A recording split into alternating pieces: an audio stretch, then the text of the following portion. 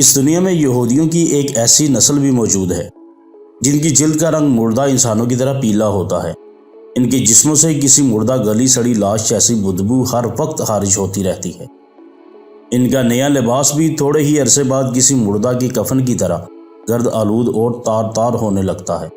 یہ لوگ اپنی اس کمزوری یا نشانی کو چھپانے کے لیے بھلے کتنے ہی پرفیوم اور خوبصورت لباس و میک اپ استعمال کر لیں، ان کی تینوں نشانیوں میں سے کسی ایک نشانی کی وجہ سے پہچانے جاتے ہیں۔ یہ لوگوں میں گل مل کر اپنی شناخت چھپاتے رہتے ہیں، لیکن اپنی اس مستقل شناخت سے عمر بھر پچھتاوا نہیں چھڑا سکتے۔ معزز ناظرین، یہ ایک عذاب یافتہ قوم ہے جو ہزاروں سال پہلے اس دنیا میں آئی تھی، لیکن اپنی بدعمالی اور پیغمبروں کی صریح نافرمانی کی وجہ سے اللہ تبارک و تعالیٰ کے احکامات کی خلاف ورزی کرنے کی وجہ سے ایک انوکھے اور بدترین عذاب کا شکار ہو گئی تھی۔ بسم اللہ الرحمن الرحیم۔ اسی ایکسپوز کے معزز ناظرین، السلام علیکم ورحمۃ اللہ وبرکاتہ۔ معزز ناظرین، آج ہم آپ کو ایک واقعہ بتائیں گے، ایک قصہ بتائیں گے، جس میں ناظرین ہم آپ کو بتائیں گے کہ یہودیوں کی ایک ایسی بھی قوم ہے جن کے جسموں سے اب تک بدبو آتی ہے۔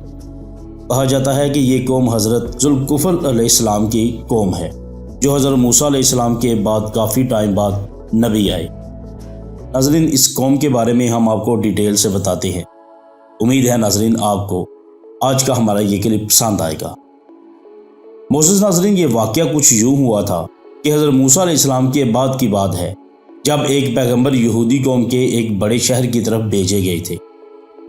جیسا کہ تاریخ میں یہودیوں کا شروع سے ہی یہی وتیرہ رہا ہے کہ یہ اللہ تبارک و تعالیٰ کی سخت نافرمان قوم ہے۔ صرف ایک اس قوم کے مختلف شہروں اور قبیلوں کی اصلاح کے لیے ایک وقت میں سینکڑوں کی تعداد میں پیغمبر اور نبی بھیجے جاتے رہے ہیں۔ کہا جاتا ہے کہ پیغمبروں کی کل تعداد میں سے 90% پیغمبر یعنی 1,00,000 سے زائد صرف یہودیوں کی طرف بھیجے گئے تھے۔ اسی طرح ایک قوم کی طرف جس شہر میں ایک پیغمبر کو بھیجا گیا وہ ایک بہت بڑا شہر تھا، جس میں لاکھوں کی تعداد میں انسان رہتے تھے۔ ایک بار ایسا ہوا کہ پیغمبر نے اللہ تبارک و تعالیٰ کے حکم سے قوم کے لوگوں کو اکٹھا کیا اور نافرمانوں کے ایک لشکر سے جہاد کرنے کے لیے تیار ہونے کا حکم دیا۔ لیکن جیسا کہ یہودی روپے پیسے کی لالچ اور دنیا دار قوم ہیں، جنگ و جدل سے دور رہنے والی لیکن سازشوں کے ذریعے دوسرے انسانوں کو آپس میں لڑوانے والی قوم ہے، لہٰذا انہوں نے پیغمبر کو انکار میں جواب بھی نہیں دیا، لیکن بہانے بازیوں سے پشو پیش کرنے لگے۔ پیغمبر ان کو روزانہ گھروں میں جا کر جہاد کی تیاریوں کا حکم دیتے، لیکن وہ دنیاوی زندگی میں اتنا کھو چکے تھے کہ موت کے تصور سے ہی گھبرا جاتے تھے۔ وقت گزرتا رہا، وہ اللہ تبارک و تعالیٰ کی طرف سے آنے والے اس حکم سے بالکل بے نیاز ہو گئے۔ اس پر ان پر اللہ تبارک و تعالیٰ کی طرف سے عذاب نازل ہونے کا فیصلہ کر لیا گیا۔ ایک روز ان میں طاعون کی وبا پھوٹ پڑی اور روزانہ درجنوں افراد موت کے منہ میں جانے لگے۔ قوم کے چالاک اور ہوشیار لوگوں نے جب یہ صورتحال دیکھی تو ان کو یقین ہو گیا کہ ان کی نافرمانی کی وجہ سے ان پر اللہ تبارک و تعالیٰ کا عذاب نازل ہو چکا ہے۔ چنانچہ وہ لوگ اس شہر سے نکلے اور دور دراز کسی جنگل میں رہنے کے لیے چل کھڑے ہوئے۔ وقتی طور پر جگہ تبدیل کرنے کی وجہ سے وہ طاعون کے مرض سے بچ گئے۔ ان پر انہوں نے فیصلہ کیا کہ وہ اسی جنگل میں اپنے بچے، دوستوں، ساتھیوں اور رشتہ داروں کے ساتھ اس وقت تک مقیم رہیں گے جب تک اس شہر میں طاعون کا عذاب ٹال نہ جائے۔ ابھی ان کو وہاں رہتے چند دن ہی گزرے تھے کہ ایک دن اللہ تبارک و تعالیٰ نے ایک فرشتے کو بھیجا اور یوں ان کی لاچاکی اور عقل ان کے کام نہ آئی، ان پر عذاب پہنچ گیا۔ فرشتہ ایک بلند پہاڑ پر کھڑا ہوا اور اس نے ایک ایسی خوفناک چنگار کی آواز نکالی جس سے وہ آواز سنتے ہی دہشت و خوف سے ہوش و حواس کھو بیٹھے۔ اس کے بعد فرشتے نے ان کو گونجدار آواز میں پکارا، موتوا یعنی مر جاؤ۔ اس کے بعد یہ الفاظ ادا ہوتے ہی جہاں جہاں پر وہ یہودی موجود تھے وہاں پہ ہی گر گئے، اور اسی وقت ان کی روحیں ان کے جسموں سے پرواز کر گئیں۔ ان میں سے کوئی بھی بیمار نہیں تھا، یہ لوگ سبھی کے سبھی نارمل اور صحت مند تھے۔ ان کی تعداد تقریباً 70,000 کے لگ بھگ تھی۔ جنگل کے اندر جہاں پر بھی رہائش پذیر تھے وہاں پر لاشیں ہی لاشیں پڑی تھیں، جن میں بچے، بوڑھے، عورتیں سبھی شامل تھے۔ بے جان ہو کر اوندے منہ زمین پر کیڑے مکوڑوں کی طرح بکھرے پڑے تھے۔ جنگل میں کوئی بھی انسان نہیں بچا تھا۔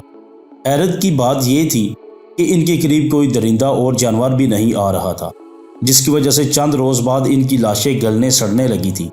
اتنے لوگوں کی لاشوں کی بدبو کی وجہ سے جنگل میں اور جنگل کے ارد گرد آبادیوں میں ناقابل برداشت بدبو پھیل گئی، جس پر علاقے کے لوگوں نے فیصلہ کیا کہ ان کو ایک جگہ اکٹھا کر کے ان کے چاروں طرف ایک دیوار بنا دی جائے۔ کچھ وقت گزرا، ایک روز اس قوم کے پیغمبر اسی جنگل سے گزرے تو انہوں نے اپنی ہی قوم کو ہزاروں افراد کو یہ عبرتناک انجام میں دیکھا تو ان کا دل بھر آیا تھا۔ وہ سجدے میں گر کر رونے لگے اور گڑ گڑانے لگے۔ وہ دعا مانگنے لگے کہ اے اللہ تبارک و تعالی، یہ نادان تھے، نہ سمجھ تھے، لیکن یہ میری قوم کے لوگ تھے، ان سے مجھے پیار تھا، ان کے بغیر اب میں بالکل اکیلا رہ گیا ہوں۔ اگر یہ زندہ ہوتے تو میں ان کو تبلیغ کر کے نافرمانی سے بچانے کی کوشش کرتا۔ اے اللہ، تو میری فریاد قبول کر لے اور ان کو دوبارہ زندہ کر دے۔ پھر آپ کے پاس فرشتہ وحی لے کر آیا۔ فرشتے نے کہا، اے پیغمبر، اللہ تبارک و تعالیٰ فرما رہا ہے کہ آپ ان لاشوں کو جن کی اب ہڈیاں بھی بکھر چکی ہیں، اے ہڈیوں، کہ اللہ تم کو حکم دیتا ہے تم الگ الگ ہر ایک کے جسم کی ہڈیوں میں جمع ہو جاؤ۔ آپ نے جب یہ الفاظ ہڈیوں کے مخاطب کر کے ادا کیے تو ٹنکوں کی طرح بکھری ہڈیاں ایک ایک جگہ سے ایک مکمل ڈھانچے کی شکل میں اکٹھی ہونے لگی۔ کہیں ایک ایک انسان کا ڈھانچہ دوسرے سے الگ ہو گیا، ایک ایک انسان کا ڈھانچہ صرف اپنی ہڈیوں کے ساتھ دوسرے سے الگ ہو چکا تھا۔ ایک بار پھر فرشتہ حاضر ہوا اور اللہ تبارک و تعالیٰ کا پیغام دیا کہ آپ ایک بار پھر ان سے کہہ دیجئے کہ اللہ تم کو حکم دے رہا ہے کہ تم اپنے اپنے ڈھانچوں پر گوشت پہن لو۔ اللہ کا یہ حکم سنتے ہی ہڈیوں پر گوشت جمع ہونے لگا۔ جب سبھی 70,000 ڈھانچوں پر گوشت چڑھ گیا تو پھر فرشتے نے کہا کہ ایک بار پھر ان کو کہیں کہ اللہ تبارک و تعالیٰ کے حکم سے تم سبھی کے سبھی زندہ ہو جاؤ۔ جیسا ہی پیغمبر نے حکم دیا تو سبھی لاشیں زندہ ہونے لگی۔ یہ انسانی تاریخ کا انوکھا اور حیرت انگیز واقعہ تھا۔ ایک نہیں، دو نہیں، 10 نہیں یا چند 100 نہیں، بلکہ 70,000 انسان جو مر چکے تھے ایک بار پھر زندہ ہو چکے تھے۔ لیکن ان کے عذاب کی نشانی کے طور پر ان میں ایک تبدیلی آ چکی تھی جس کے آثار آج بھی موجود ہیں۔ وہ تبدیلی یہ تھی کہ ان کے جسم کا رنگ کسی مردہ انسان کی لاش کی طرح پیلا زرد ہو چکا تھا، جس طرح 10-15 دن بعد کسی لاش کے جسم کا سارا خون خشک ہو چکا ہو اور خون کے بغیر جلد بالکل پیلی پڑ چکی ہوتی ہے۔ ان انسانوں کی جلد کا رنگ ایسے ہی پیلا ہو چکا تھا، لیکن وہ صحت مند اور زندہ تھے۔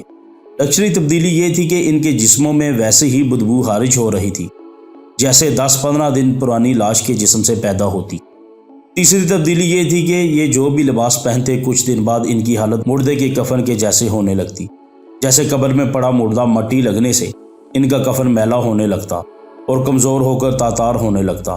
ان کے گہرے بھی ویسے ہی ہونے لگتے تھے۔ یہ تینوں نشانیاں ان کی زندگی میں شامل ہو چکی تھی، حتیٰ کہ آج بھی ہزاروں سال گزرنے کے بعد اس نسل کے یہودی دنیا میں جہاں بھی موجود تھے ان میں یہ تینوں نشانیاں موجود ہوتی ہیں۔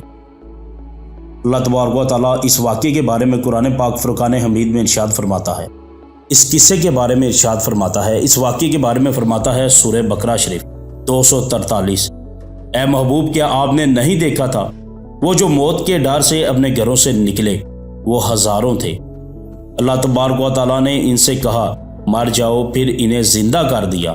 بے شک اللہ لوگوں پر فضل کرنے والا ہے، مگر اکثر لوگ ناشکرے ہیں۔